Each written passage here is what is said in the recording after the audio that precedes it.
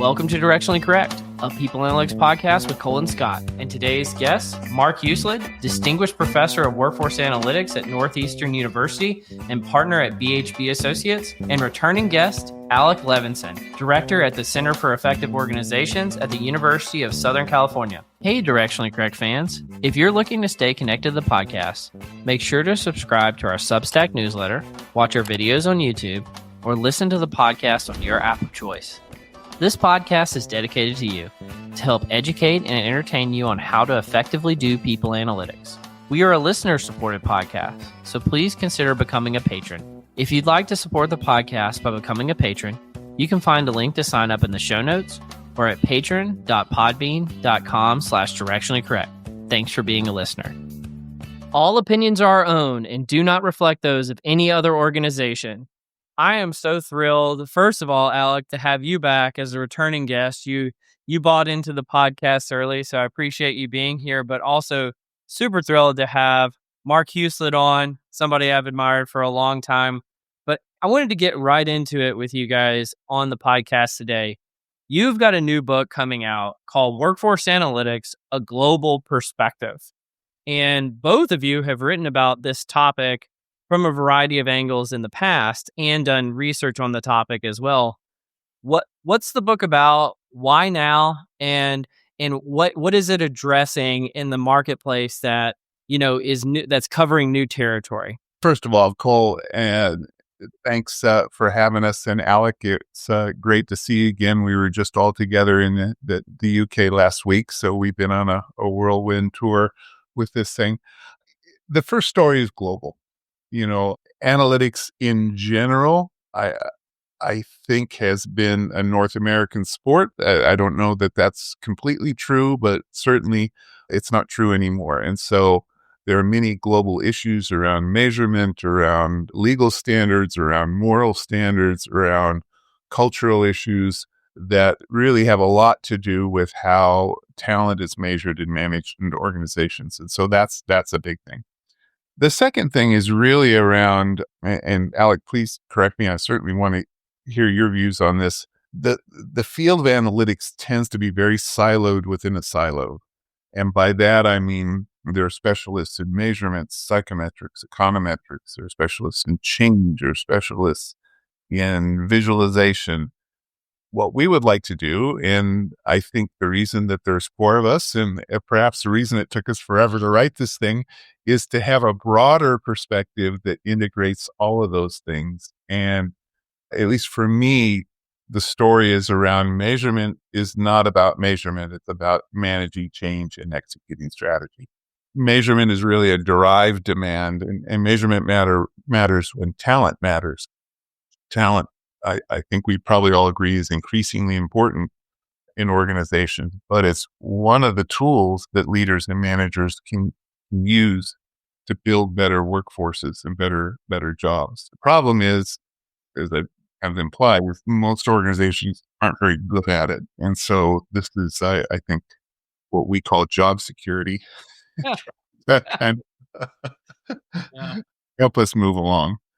Alec, how'd I do? Is that close? Oh, absolutely. I mean, so Cole, I think it's kind of fascinating. Mark mentioned how long it took us to write this. I mean, it's part because we started just before the pandemic and, various health issues and stuff. But the other reason why it took a while is because, we came together. And so first of all, the two of us are two of the authors. The others are Martin Edwards and Donna Midbayeva. And Martin gets credit for having brought us all together. We're on 3 different continents. Mm-hmm. And, spanning the globe, literally. And even though we're all kind of sitting in universities, different degrees of, professor and non-professor, but even as people coming from that perspective, like, kind of research background, but having worked in very different ways with companies, we realize that we ourselves have important different ways of coming at the topic. And to Mark's credit, the second chapter, which is the one that he wrote, which is, I think, really helps to set the tone. As we realized when we were discussing this amongst ourselves, even amongst researchers, there are very different ways of framing a question. And there are lots of different perspectives you have to take into account. And in fact, the different perspectives we have coming out of research, whether it's it's politics, psychology, economics. But I'll go and pull in some others that come from Charles Munger, who is Warren Buffett's partner in Berkshire Hathaway. But he actually talks about, in order to understand a business, you actually have to understand many different disciplines, and you'll include biology, sociology, history. And part of what we did is, we could have taken Charles Munger's approach, which is it's a really great one, or we went a little more kind of traditional and thinking about, if you were to take an MBA and you were to, and take all the different disciplines that one, learns in an MBA, including organization behavior, there are lots of different perspectives there, right? So you have strategy, you've got psychology, you've got, economics and many more. Each of those are important perspectives when it comes to understanding what are the questions we're looking at in an organization. As you know, I go back a long ways, and you and I talked a long time how, in my earlier book, I really spend most of the time focusing on asking the right questions. Yeah. And we found, all four of us found that it was kind of the same thing, and that it's really important to show people it's not just about asking the right questions, but what are the kinds of knowledge bases you should be tapping? What are the kinds of perspectives you should be tapping when asking those questions? And by the way, those are mirrored in the different perspectives, power bases, decision rights that are in organization. Yeah. And so whatever the appropriate disciplines are that your business needs to succeed, those are all the different angles that one needs to think about when even just posing the question. And we realize, even for ourselves, and even as much as we might be kind of experts in helping to define these questions, we're never expert in all those different disciplines ourselves. And so it is 100% a team sport, and we're trying to give people, not just kind of lecture and say, oh yeah, you should do this, but no, here's a roadmap on all the different kinds of things you need to be thinking about, so people can improve the practice. Well, and last time Alec was on the podcast, we had a really great discussion of your book, Strategic Analytics. So for those of you who are listening, go back and listen to episode 20, because it's an excellent book. And the analytics is a team sport. That absolutely was something we talked about there. I'm curious, because between the four authors, I see you all, I've read all of your work, I think, in terms of the books that you've ever published. And I see you all coming from different angles at the same problem. And I'm curious if it was strategic. And so let me kind of tee this up really quickly. So Mark, your books, I always thought you came from a management background. You've done a ton of work in the talent space. You have like with the workforce scorecard, the HR scorecard, the differentiated workforce, all of those took a metrics driven approach, but also, a how do you add business value using these tools. Alec's work in the past, he's written strategic analytics. He's done a ton of stuff in the economic sphere about how you bring the quantification of this work to the workplace, but making sure that it's aligning with strategy, asking the right questions. It's a team sport. And then your co-authors, I think their book was called HR Analytics. I may be mistaking that, but they had a really practical book, which was just like a how-to guide of, like, if you were using Microsoft Excel, how would you go in and do HR Analytics, and as like a workbook style. And it was very interesting. And so you brought these authors together and taken a global perspective to addressing this problem. Was that strategic, and how did it kind of manifest itself in what was covered? Because I know from our previous discussions, the book was meant to be evergreen. It was meant to be kind of the tome of workforce analytics. And so tell me about how that came to be. Well, so just to correct one thing. So Martin Edwards, yes, has written a number of books with a different co-author. Right. I have that up. But no, that's fine. It's fine. I mean, Dana is, so again, each of us has different kinds of perspectives, and thank you for the summary. What I would include in this is that there's also the importance of making sure we're collecting the right data, which includes doing the right balance of both qualitative and quantitative. Mm-hmm. But the other part of it is, some of us have spent, a lot of time working with companies directly, and we have different kinds of experiences. So Donna, for example, I don't think she's written a book on the topic, but she has spent years working with companies, particularly in Europe, on these kinds of questions. And in fact, the different bases that we have. I mean, so Martin is originally from the UK, but now is in Australia. Mark and I are both in the US, but on different coasts and also working. There's some overlap in the companies we work with, but that alone, so the fact that we have worked with different kinds of companies in different kinds of ways also gives us very unique and kind of and complementary perspectives on the kinds of challenges companies have and how to deal with them. I mean, I think that there's a little bit of each of us has, I think, a little of a different passion when it comes to the topic. And so one of the reasons why the book is set up the way it is, where we have kind of each of us kind of authored different chapters, is because of that, kind of where's that passion. But the reality is, any one of us could have written the whole thing, yet you can see our different voices and kind of things we would want to make sure people don't forget about come out in the different parts that we authored. I certainly agree. Martin's wife is actually a quant, and she's the director of analytics, and she was at one of the large... Rio Tinto. Yeah. I thought maybe she'd moved on. Anyway, she's at Rio Tinto in Australia. And so she manages the analytics team there. So those books, I think, are really quite good. And for your readers who are interested in applied practical work, they're really great books. And they also come with data sets, and they come with source code in R and in SPSS. They're just wonderful. However, they both have written a lot of stuff around various elements of analytics. So they're really multi-sport players here, both of them.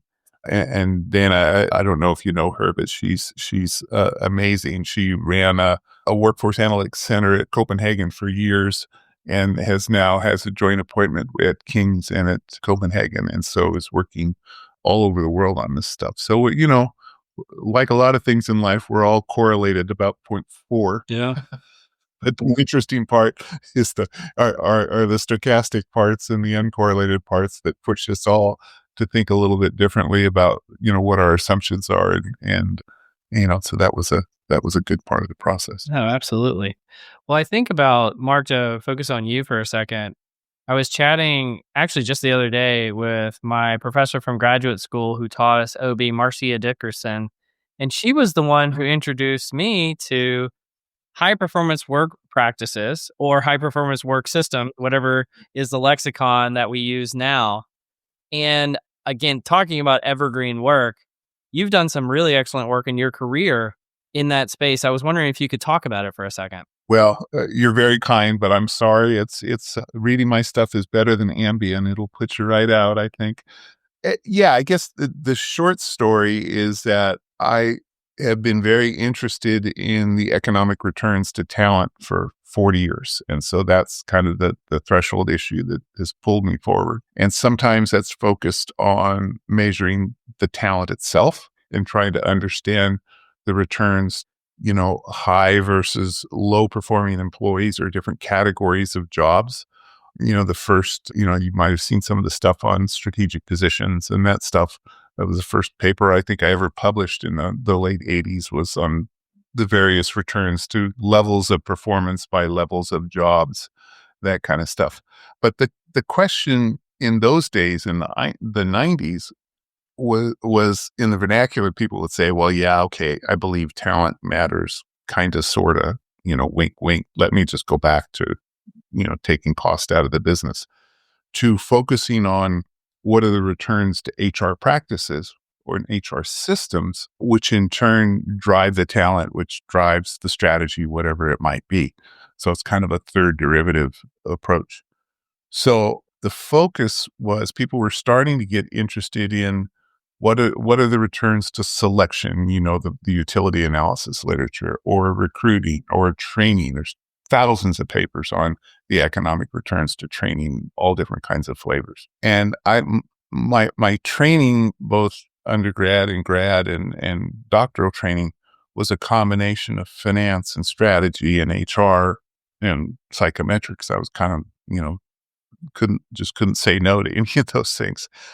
Was to recognize that because the quality of training is correlated with the quality of selection and the quality of recruiting and so on, if you focus on any one of those things individually, you are probably going to overstate the effect there. So having a systems approach is both conceptually appealing, but also consistent with what we know about how people get managed in organizations.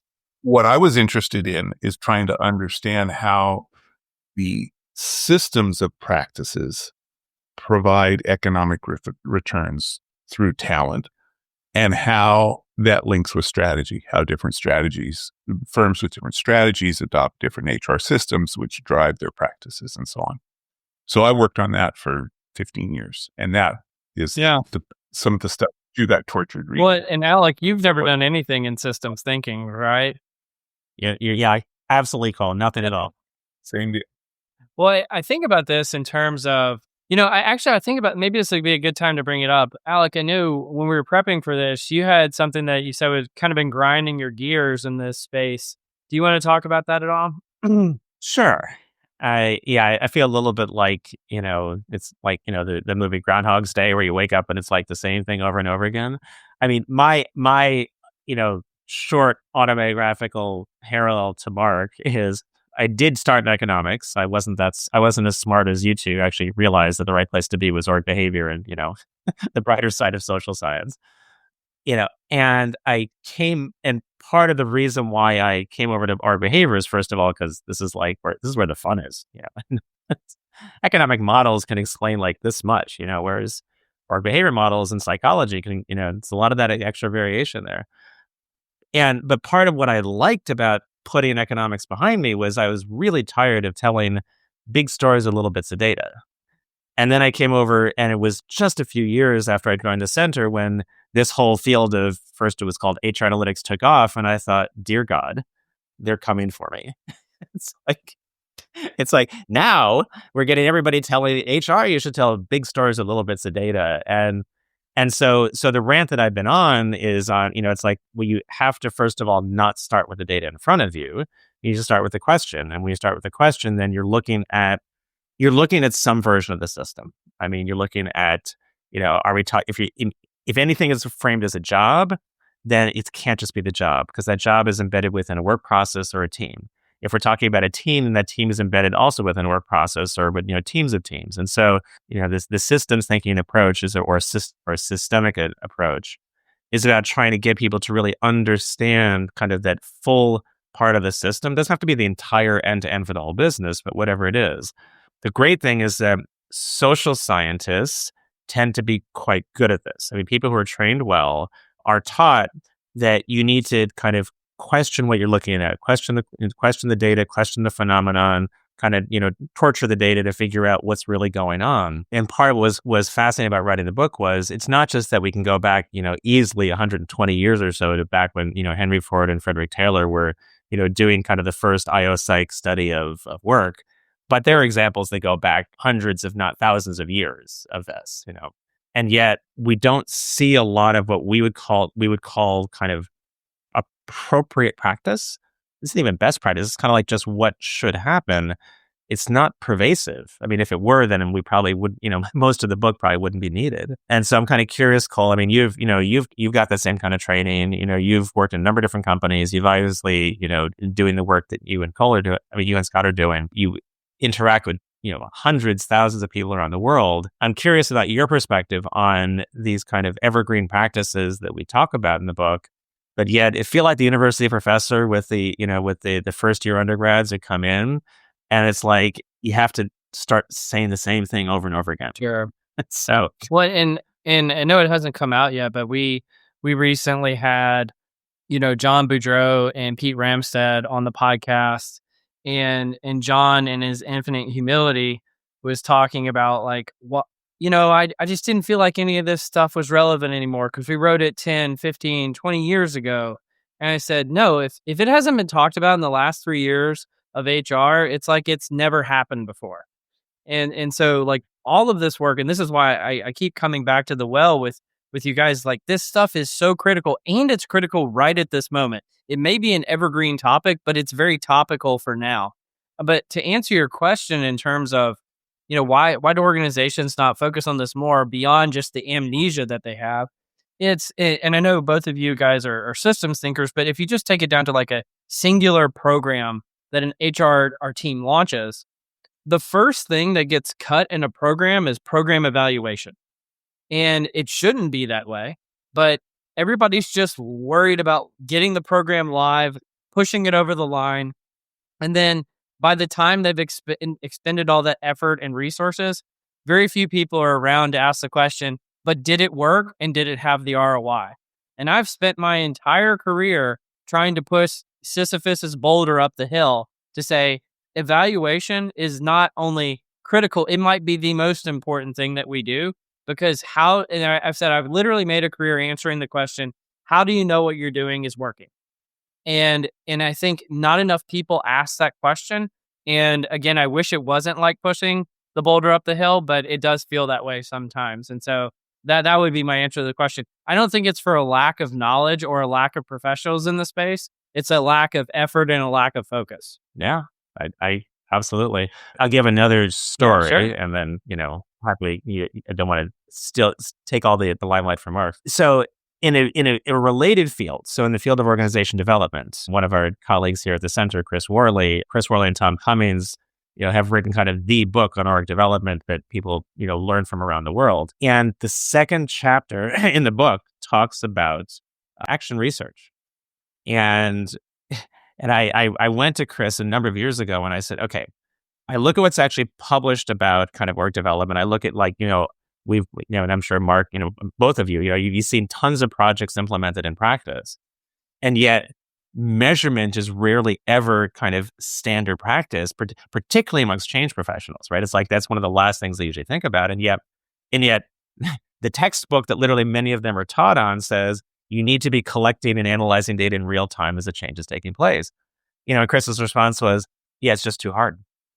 I mean, it's like, change is hard, managing change is hard. And then to say, well, yeah, and in the process, we should be collecting data and doing real-time feedback. I mean, we see tools like this. Right? I mean, this is where pulse surveys came from. Our other colleague, Teresa Wellborn, she did one of the first, kind of companies that actually did this pulsing. And if you do it well, you can actually get, sensing and measurement included as part of a change process. But I would guess that happens in about 0.01% of the times. And I mean, it's hard. Let me switch gears here. I want you guys to know how incredibly challenging it is to have an hour-long podcast with two people as prolific as you, because I really think we would need like 10 or 12 hours to do a justice of all of your work.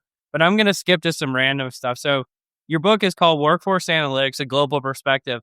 Another sport that has been burgeoning in a global way has been motorsports.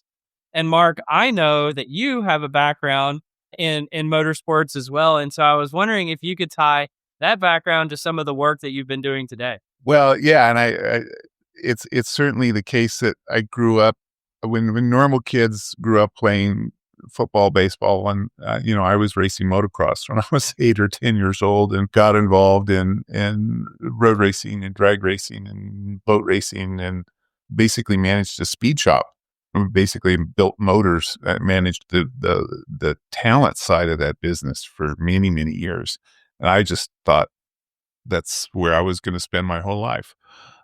But if you look at motorsports, where, like a lot of sports where you get your grade at the end of every day, how well you've done.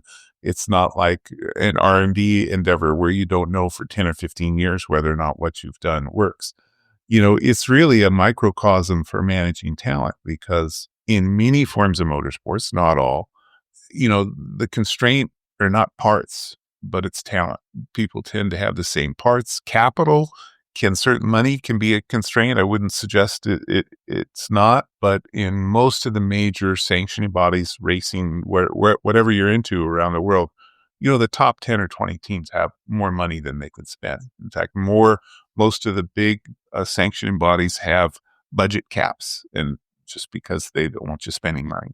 So when that's true, it becomes managing talent, the selection, staffing, team-based behaviors, setting standards, coaching, development, all those kinds of things. That's where the returns are. And that's true everywhere I've learned in organizations, or everything I think I know, it's really the same. And so the same basics, and kind of going back just real briefly, Cole, to what you said about, why do we see this information failure?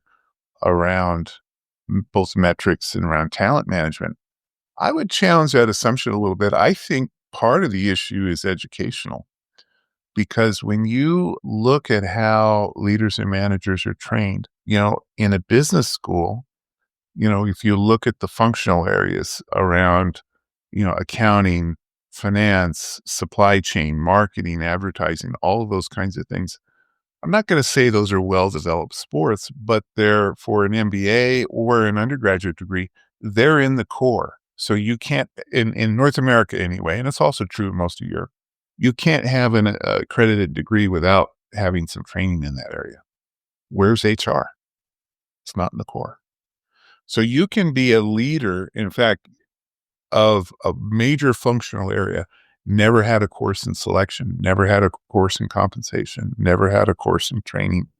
Maybe you've had a week or two if you have a really good OB course, but that, I think one might argue, is probably not enough to cover what one needs for a career in management. So I think we really have some work to do about training and retraining folks that come into the field of this issue. Talent is increasingly important. There's more variance. Turnover of high potential positions has gone up dramatically. People are working remotely. Well, how are we going to manage that? Well, hope is not a strategy here. You've got to learn that, and academics, I think, has something to add there, but we've got to, I think, do a better job of coming to the table of that stuff. I didn't mean to hijack your question, but I think that they're related, and it really comes back to, why do we see this variance? Why aren't we better? And I think part of it is that because people that are making the decisions don't have some of the basics that they do have in finance or accounting or marketing and some of those areas. Yeah. Anything you would add there, Alec?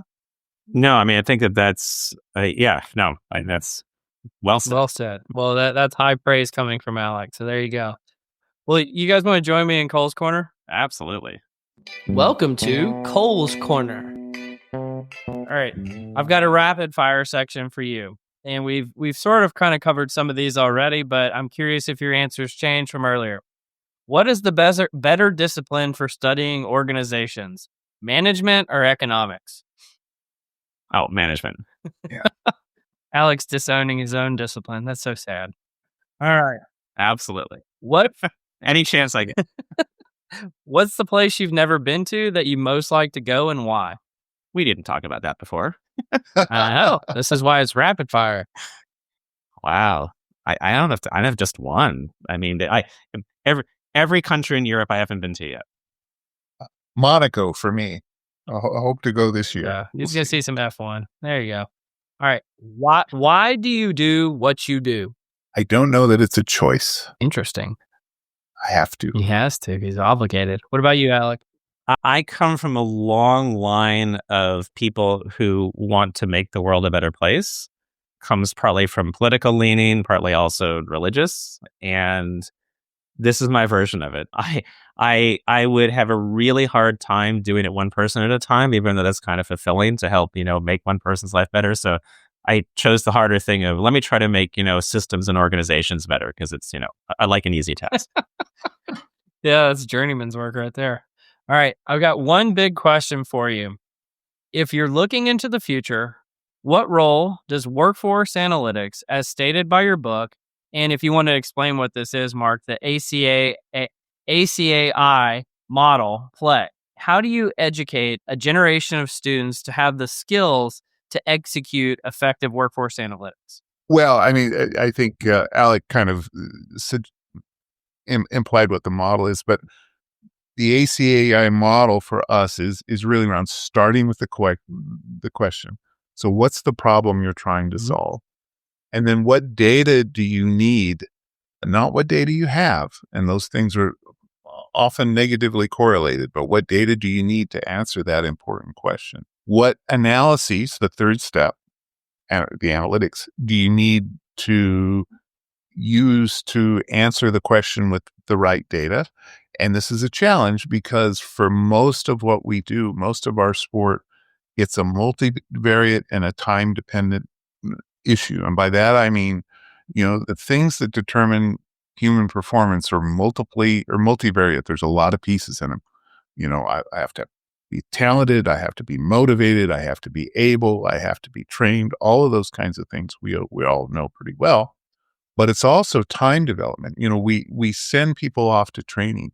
We invest in new hires out of university today, not because we think they're going to immediately be productive, but because we think that over time the returns will exceed our investments. So if those things are true, any model that's not multivariate horizontally and time series over time is probably going to be suspect, which is opposite of how most analytics works.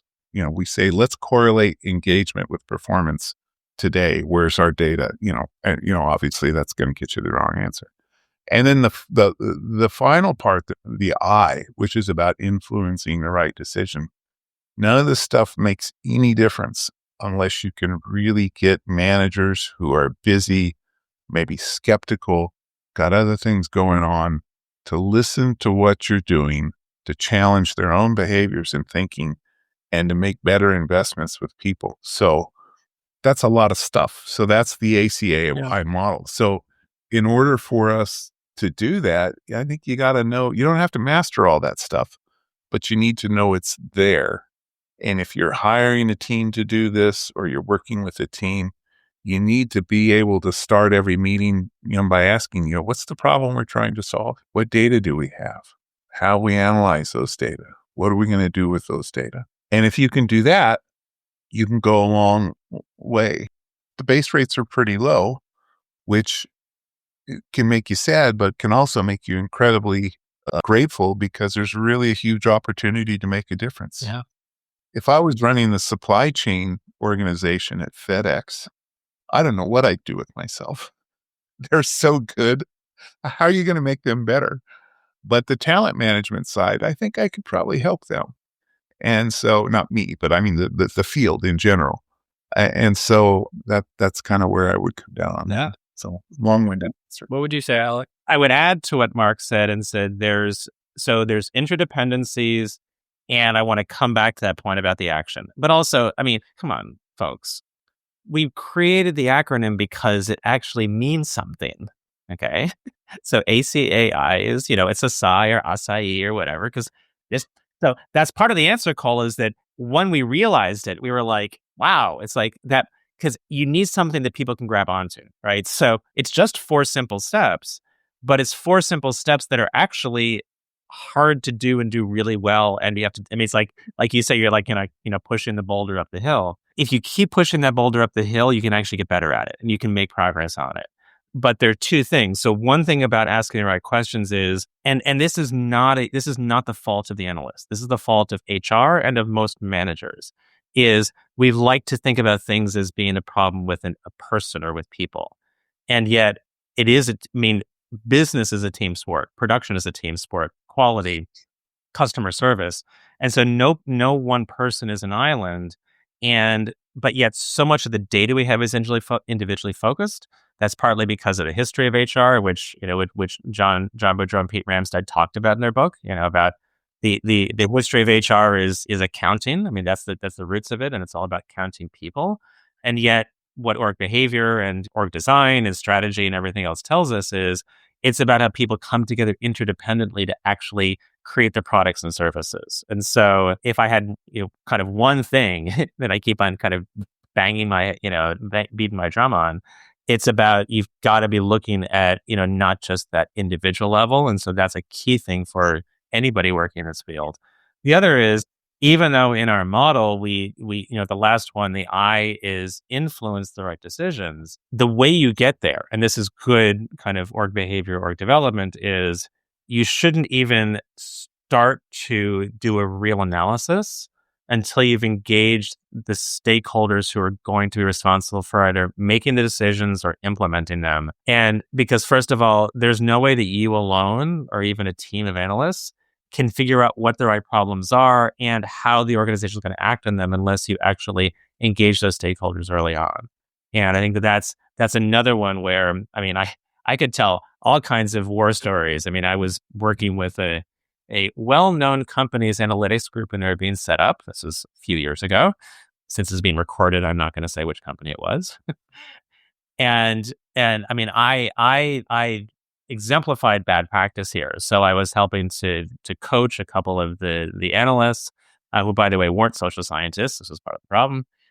And they found some problems in the compensation and performance data for a group of people where they're paid on the basis of their performance, like the variance in sales or variance in customer service, whatever. Like there was supposed to be a direct link between them, and yet there wasn't in the data, right? So it said there's something fundamental about the way that their compensation and performance management systems are set up, that they weren't actually getting the outcomes that even the design of the system said they would. I mean, forget about was it actually having an impact on the business. And so they did this really great analysis. We well, let's test this out, do it all different kinds of ways. And then went and presented it back to the leader who owned this process, owned this part of the business. And they could not have been kicked out of that person's office faster than it was physically possible. Because first of all, they went in basically saying, your baby's ugly. It's but more importantly, you need to give that person time to kind of think about it. And by the way, we could have been wrong, right? There may have been some kind of extenuating circumstances that the person could have easily said, okay, yes, I understand that's why it is, but let me tell you about, this thing that happened in the past, or why I'm actually trying to fix this right now. I mean, so all of those are kind of like testimony to all the things you shouldn't do to be able to have an influence. But it's the kind of thing that the number of times I get up and give a keynote speech from doing an executive education program, and I talk about going out there and, directly engaging with the stakeholders early on, and the number of either blank looks I get or terrified looks I get, and people sitting in analytics roles makes me have to take a deep sigh. Yeah. Well, let me kind of switch gears for a second. I was going to move to something else, but you both touched on it in your answers, and I want to make sure that our audience gets to hear us talk about it today, which is the concept of variance in behaviors, processes, systems, whatever it may be, and why that is a gold mine to mine if you're in this analytics space versus focusing on just things like averages. Why is looking into the variance of processes useful, or the variance in individual differences in human beings, or what have you? I can share a couple of things. It was something just occurred to me, which is why I'm jumping in. One of the first things I have taught, all I've ever taught really, is analytics for almost 40 years now. And so I've been able to avoid teaching. I've never taught OB, which is a source of pride.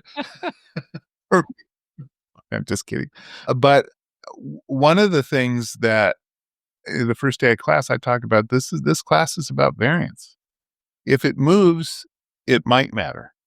If it doesn't move, it can't matter.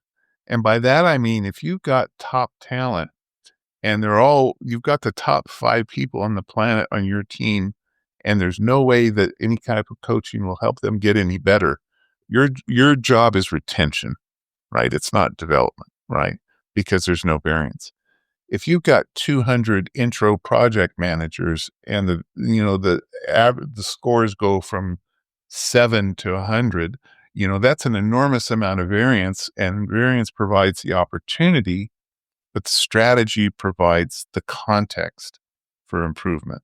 So just because there's variability in talent doesn't mean that increasing the mean will do anything for you. It's got to be linked to your strategy. So that's part one. And part two, and just one quick kind of adjacency here, when I was started out as an assistant professor, I was, working in the Northeast. I mean, I would just call people and just show up at their office. People, I didn't know I wasn't supposed to do that.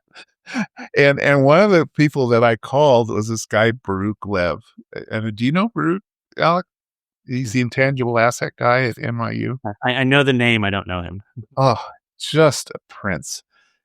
Basically, he is doing for intangible assets what we're focused on in talent.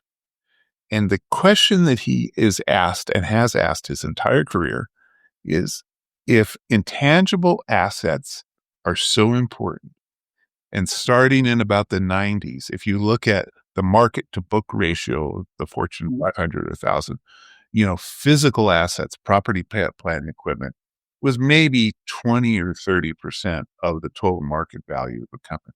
So 70% of the valuation is blue sky or intangible assets. Well, where is that? Baruch is an accountant. He focuses on accounting. Why don't we manage and measure intangible assets in the accounting system? And so he pushed and was on several mini accounting boards, the FASB boards. He's been in front of Congress many times. In a world where intangible assets are the game, you think of all, of AI. So of all the AI companies, what are their physical assets? Well, they got a coffee machine and 10 computers. That's it, right? And everything else is intangible assets. Where is that on their balance sheet, income statement of cash flows? It doesn't appear, right? Because it only is from the accountant's perspective, it's only an asset when you sell it. And that's the equivalent of closing the gate after the horse gets out. So he worked really, really hard, and I kind of sat at his knee and learned from him. And basically part of the reason that we're in the pickle that we're in is about risk, and that physical assets are relatively easier to measure, to write down. I know what I paid for that truck or that building. I can depreciate it over its useful life. But what are the economic returns to hiring a top talent or not hiring her, or developing a world-class information sharing system in our organization? Those might produce 20 times the economic returns to the building, but there's more variance, back to the point of variance, in the estimators and also in the values. So we have some brothers and sisters in arms in accounting to learn from as well, which is one of the things I'm working on this year, is to kind of refresh what I know in that area. But it is a long-standing problem that has to do with how the accounting system accounting profession thinks about risk, and how those things are reflected in things like earnings calls and so on. So I'm not sure if I derailed the issue here, but other than to say the variance in intangible assets, I would argue, is much greater than the variability in physical assets, both on the upside and on the downside. And yet that's an increasingly unmeasured issue for most of us, most firms globally. It's worse in other countries, by the way. Yes. So notice that Mark took kind of the economics perspective. So now I'll take more of the psychology perspective. But hanging out with you too long. And I will channel Mark and John Boudreau and others. So Mark talked about A jobs, and John talked about pivotal roles. So those are really important insights. I mean, for one, we tend to look at kind of what is the average value of a job. Is it the person flying the plane, like for FedEx? Is the person flying the plane or the person driving the truck? Right, the person flying the plane. If the plane crashes, you lose hundreds of thousands of packages. If a truck crashes, you might lose 50 or 100. Right, and so we put a lot of emphasis on that plane pilot, but yet the variance in that system has been squeezed out by decades of optimization of how do we basically make sure that planes aren't falling from the sky, whereas so even while on average the pilot has a huge impact, if they fail tremendously, the variance in their performance is such that they don't fail tremendously like that, right? Or even if they do, it's so rare that we treat that as a pure error. You don't have to redesign the systems. Whereas the way to improve performance is on the routes. And, John's got great stories about, characters at Disney versus the street sweepers. So I think that's an evergreen topic that if you go into any organization and you look even at their critical processes, okay, and this is also an important point that Mark was saying, which is that, the strategy gets realized in certain key processes. Some are more important than others, right? And so, I mean, while support functions, like HR, finance, legal, IT, are important in any organization. In some organizations, they have a critical role to plan strategy, and others they don't. Right? If I'm in the insurance industry, finance is a core part of the strategy, right? Because if they don't know how to make the right investments, then they're actually not going to get the right return for their shareholders with the money that comes in. In other organizations, finances, they help to just make sure that we're making the right decisions with our money. Important, but that doesn't drive competitive advantage. And so those are important things.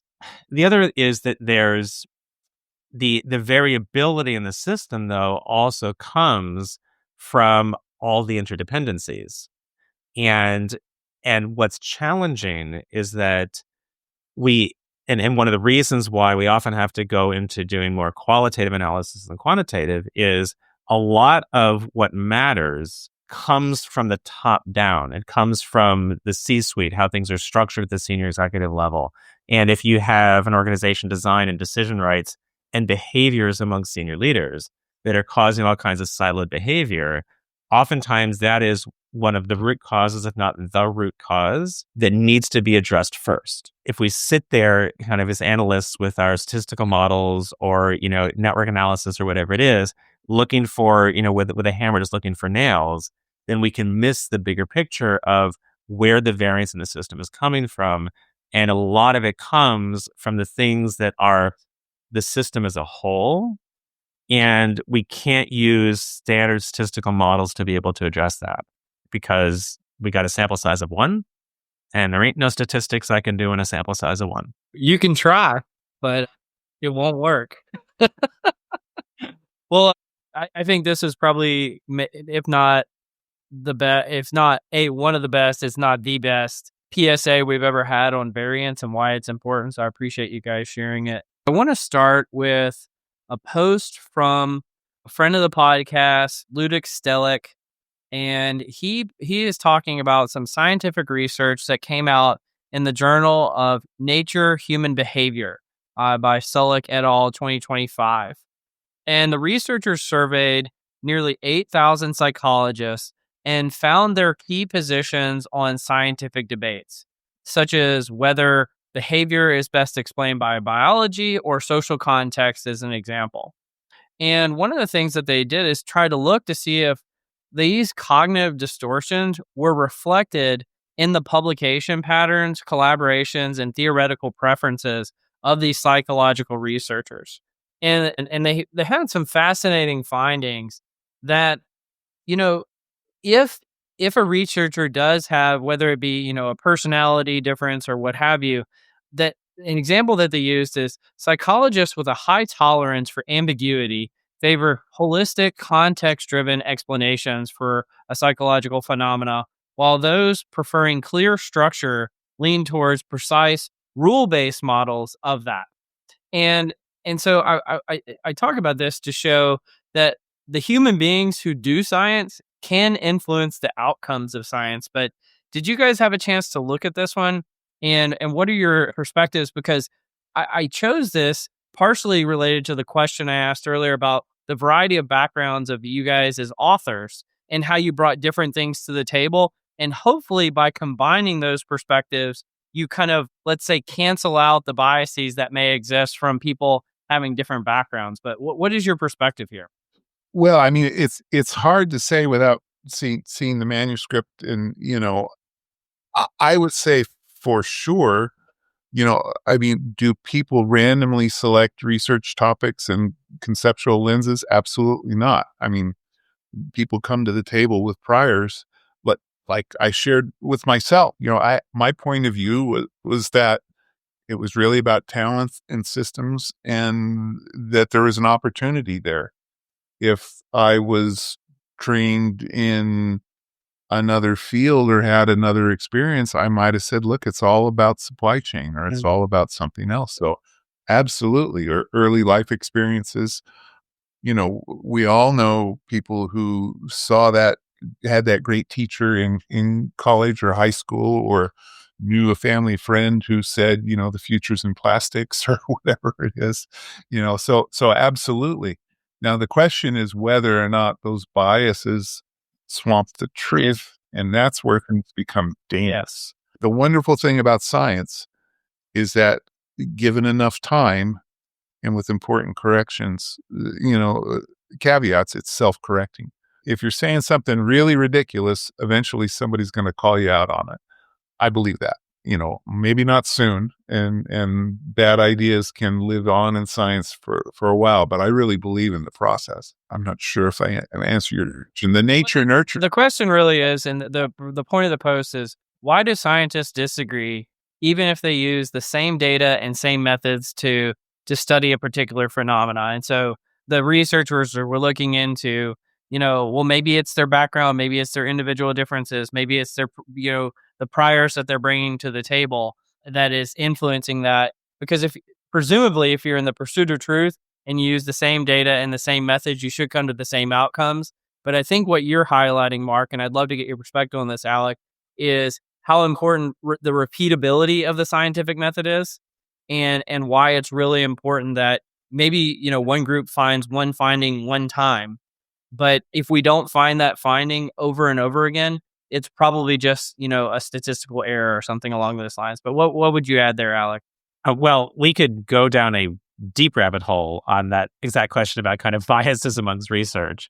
What I would say is that I think that there's a direct connection between this and the challenges we have of looking at looking at what's going on in an organization. Mm-hmm. So first of all, I think one of the biggest problems we have, and this includes people sitting in analytics roles, is that the stakeholder who comes to you with a problem has their own bias. And frequently, it's not just a bias. Frequently, they've already figured out the solution. And they want your analysis, your data, just to prove what they already know to be true. And so the point about the scientific method is, and this is also where I'd say good systems thinkers, and all three of us and many of the people on this, listening to this, I'd say are good systems thinkers because you know that you don't know the answer, right? I mean, like, as expert as we all might be, and we've seen a lot, anytime I work with a company, on the whatever the next, project is, problem they have, I try to go in with it as blank a slate as possible, which is kind of funny because, of course, I'm coming in with tons of ideas and opinions and biases, because of things I've seen in the past. But that's one of the most important things is I think it's one part that expertise is about learning, is about developing pattern recognition. I think there's really good kind of research on this within like neuroscience of like, kind of the brain, that kind of the different parts, your brain gets kind of more set, pathways get more set. The older you get, the more experience you get. That leads you to be able to make fairly quick decisions about complex things. But that also means that your biases are getting even deeper. Right. And so part of being a really good social scientist, just being a good kind of citizen within an organization, within society, is to go, okay, it seems like that might be the answer, but let me make sure. I mean, that, if anything, is that might be the message of the book is don't assume that you know the answer and that you have to go out there and get the information. And there's a lot of different people and perspectives to get you the right answer. I love that. Well, and I'll say this, it's such an honor to have both of you guys here. I know Alec knows this, but Mark, you may not. You both and some others hold the esteem of being the books that I have recommended the most. So Strategic Analytics from Alec, Mark, your series, the HR scorecard, the workforce scorecard, and the differentiated workforce. And then a person who you've referenced already, John Boudreau, and Investing in People with him, Wayne Cascio, and Alexis Fink. I just feel like you guys are the titans of the community. You are the shoulders that people like me and Scott stand upon, and I really appreciate you. And I have a feeling that when your book, Workforce Analytics, A Global Perspective, comes out, it's going to get added to the list. And so for those of you who are out there listening, go and check out the book. It's going to be excellent. But I wanted to say that before we wrapped up. Any final words for you, Mark, or you, Alec, before we wrap up the podcast? Well, that's very kind. Thank you so much. Appreciate it. We're just slugging away every day, trying to make a difference. Absolutely. That's all I know how to do. I agree. I'll end with something that is both a public service announcement or perhaps humorous. If you go to buy my strategic analytics book, please make sure you don't buy the big print version. Why? for for some reason. Oh no, I had this. I like one of the first times I went and spoke with people in the analytics world like years ago. I had at least a couple people come up to me afterwards and say, I don't understand why your book is so big in the big print. And so there's like a version out there that is for people who have bad eyesight. And unfortunately, for whatever reason, like someone or a handful of people bought the wrong version on Amazon. And then it continued to put that one first. And so for a number of years, I literally would get up and say, please make sure you click on the right versions. You don't end up with something that's like, weighs like 8 pounds. And yeah. If I ever get a chance to find the big print version, I'm absolutely buying it. And then I'm going to continue to give it to you as a gift, Alec, just because that's one of the funniest things I've ever heard. Well, this has been a fantastic episode.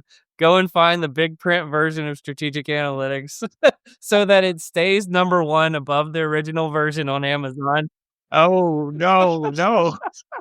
And you've been listening to Directionally Correct, a People Analytics podcast with Colin Scott, and today's guests, Mark Huselid and Alec Levenson. Thanks for joining us, guys.